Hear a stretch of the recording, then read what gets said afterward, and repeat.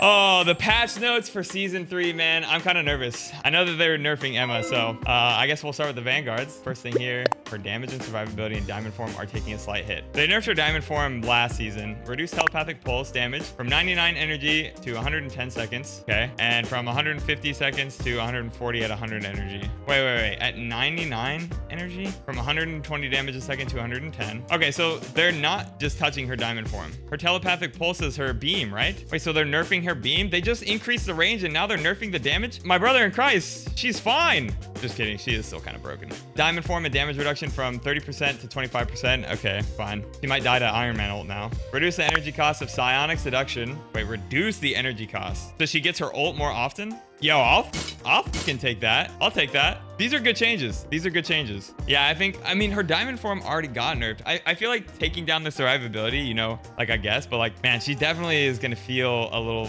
weak in comparison, especially with her shield going from 500 to 400. I feel like this wasn't really needed after hitting the shield, but because they did this, I feel like they need to bring the shield, like they need to revert the shield change. The thing, we're not afraid to say it, is clobbering time. Now smoother moves, more utility. Battle Blitz, the thing leaps towards enemies, gaining.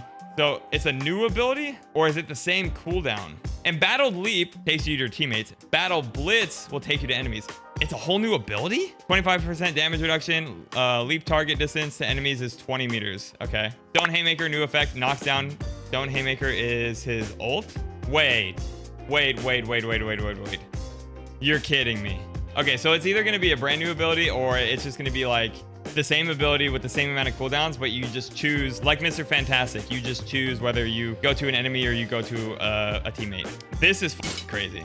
So now he can just knock down enemies with his right click, knock down flyers. That's nuts. Because the range on it is crazy. All right, so the thing might be a little bit meta now, even though he's a damage sponge. 20 meters doesn't seem too far. 20 meters is pretty far. Think Emma's beam. Emma's beam is only 18 meters. Venom's got a stickier grip. His control after diving in is now slightly more terrifying. Increased cellular corrosion enemy slow effect from 15% to 20. Bro, that's crazy. Venom mains are eating this season.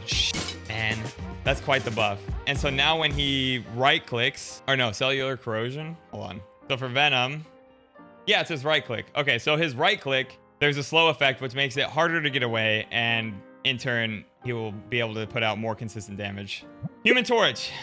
But mind the heat. Johnny's getting a team up anchor effect. Okay. Reduce fire cluster damage from projectiles from 6 to 5.5. Okay. I fuck with that. Reduce supernova ultimate ability activation shockwave damage from 80 to 75 and fire tornadoes 120 per second to 110 per second. Okay. So they're reducing the damage and the shot. Okay. Add team up anchor bonus 5% damage boost. Okay, so they're reducing his overall damage, but he's getting a team up anchor bonus of 5%. So it's like overall he's like kind of staying the same. Mr. Fantastic. Stretchy Genius gets slightly less tanky in his inflated state. This is a good change. Dude, Mr. Fantastic is almost impossible to kill. Like, he is just so unbelievably tanky. And I get it, he's an off tank and you kind of need it to make him work. But I don't know, it was kind of ridiculous in my opinion. I thought it was a little too much. A good Mr. Fantastic getting pocketed was impossible to kill. Are they buffing Namor? Submariner surges forward with smoother aim and slightly sharper tridents. Increased trident of Neptune projectile damage from 70 to 75 and projectile speed from 120 meters per second to 100. Wow, so he's not hit scan, he's still projectile, but it's going to be easier to hit shots and the damage is being increased by 5 per projectile. So that's quite the buff, chat. That's quite the buff. Did I skip Iron Man? Oh, I did. Reduce the first 2 repulsor blast hits from 40 to 35 and from 50 to 45 while in armor overdrive. Nice. Okay. Increase energy cost of invincible pulse cannon from 2800 to 3400. Holy. Okay. I like this. I like this because going into what we're going into, I feel like with Jean Grey, like it's the flyer meta, I feel like is still going to be around. So this is good, especially the ult nerf. The increased charge is huge. I think especially it's going to be kind of not as much of a threat anymore because it's going to be kind of easier to, you know, probably match. If you're a good mag and you can dish out good damage, you'll be able to more consistently counter Iron Man ult. So that's a good change in my opinion. Yeah, he was getting that shit fast as fuck. It was really low. Okay. Scarlet Witch. Reduce max slow rate during reality erasure ultimate ability charge period from 35% to 25% and increase damage from 750 to 850. Holy they're increasing the damage on that thing? You're kidding me. Fucking massive. There's times where you barely survive because of the AoE range and like you're on the edge. And now like, bro, that's That's quite the change. Reduce max slow rate. So is this like how fast she moves and can kind of like be evasive from 35% to 25%? Okay. So she'll be able to move faster and be more evasive and survive more. So they're kind of like increasing her survivability in her ultimate state, making it harder to target her. She'll be able to go from behind a wall to out from behind a wall, out in the open, and better range basically. So that's good. They're making it easier to get her ultimates off, which is good. Spider-Man, increase get over here kick damage when pulled. They're buffing Spider-Man. He's already getting a team up. His mid-air damage, is that his downswing? Increase amazing combo damage from 55 to 60. Okay, I gotta see this. His get over here kick damage. So the initial kick, once it comes in, he gets a buff on that. He gets a buff on his amazing combo damage from 55 to 60. So now his uppercut does more damage. Dude, that's ridiculous. Increased spider power, mid-air damage. What is that? Where's that? I assume that that's his downswing while he's in the air. Has to be. Chat, Spidey did not need a buff. He's already getting, I mean, he's losing his team up anchor bonus, but actually, wait, hold on. Okay, so because Torch is the team up anchor for the new one. Okay, never mind. This isn't that bad considering the fact that he's losing his anchor bonus, which is his damage buff. So honestly, it doesn't really change anything. I don't think it's changing too much. Punisher, Frank's turret is losing some sting. Good, that thing. Reduce Coaling turret projectile damage from 12 to 10. Nice. And decrease the spell field damage from 12 to 10. I like that. I think that's good. Didn't he already lose that? No, because he was the team up anchor with Squirrel Girl still. He lost the team up with Venom. He lost the ability, but he was never the anchor. But with Squirrel Girl, he was the anchor, and they removed that. I like this Punisher, this Punisher change with the turret, because the turret was absolutely farming his ult. And then increase the energy cost of Final Judgment from 3,400 to 3,700. I think that's a good change. I think that's a really good change, because Punishers were farming ult extremely fast. A good Punisher who hits all his shots was charging that thing so insanely fast, it was ridiculous. Bucky's getting a little more dangerous from downtown. Adjust roster damage fall off from maximum at 40 meters from 60% to 70%. So his max damage fall off. So they're reducing the max fall off by 10%. Okay, so it's his primary. So they're reducing his primary fall off from 40 meters, buffing it from 60% to 70%. So basically he will do more damage at 40 meters on. The turret HP was nerfed. Yeah, especially with the people like the shields and stuff. Strange shield, mag shield, invisible woman shield. Ridiculous. Wolverine. Logan's control frequency is taking a slight hit as he now needs more time to sharpen those claws between leaps. Increase Feral leap strike duration from 4 seconds to 5 seconds and increase the cooldown from 12 seconds to 15 seconds. Brother, wait. So strike duration from 4 seconds to 5 seconds. What do they mean by strike duration? Oh, like how long you're like fast swiping. Okay, so he will fast swipe and increase his, I guess, rage faster because they're increasing the how long you'll be fast swiping or whatever in comparison to your normal melee, but they're increasing the cooldown from 12 to 15 seconds. Dude, low-key, I think this is a good change considering the team up he's getting. With the team up he's getting in the lifesteal, I think if the cooldown was still at 12 seconds and he was fast swiping more and doing like more damage, I think that would be fucking ridiculous. This is good. This is good. I think this is their attempt at like having like an interesting team up, but trying to make sure that like it's not too broken, because his survivability is already crazy with his passive. Like imagine a passive, and then when the passive's burned, you're just constantly being able to feral leap, on top of the fact that if you have the team up available, you're getting lifesteal, so it's even harder to kill him. Yeah, it's gonna be, I think this is a good change. Okay, on to the strategist. Stu's healing is a little more reliable now. That's fantastic. Cheesy. Increase aura projection healing on launch from 40 to 45 and damage from 20 to 25. Okay, all right. I don't think she needed that. I think she did great healing already, but this just makes her more viable. Reduce healing on return from 40 to 35 and damage from 20 to 15. Okay, what was it before? All right, hold on, it tells you. So this is weird. It's like it's rewarding good aim, but like I don't know. This is a weird change to me, because I didn't think that the return healing passing through was like an issue.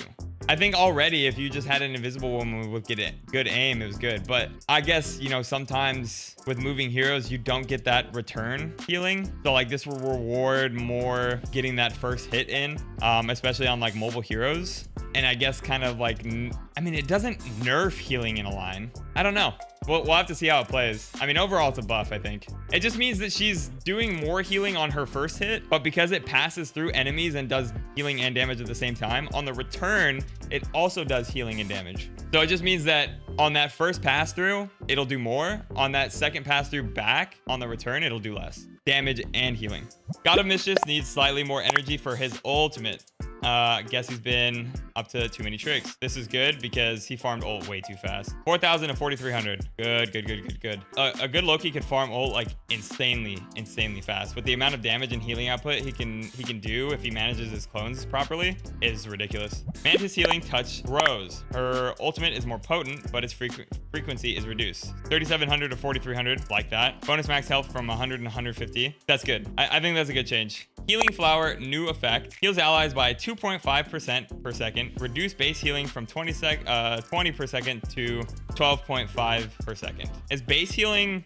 How does it work now? One-time healing amount is 55. So they're not touching that. And then healing over time amount is 20 per second. So they're reducing the healing over time by 12.5, but healing at 2.5% per second. Is that 2.5% of max health? If that's 2.5 per second of max health, that's crazy. That's gonna be nuts. So I'm assuming that they're getting rid of the one-time healing amount, possibly.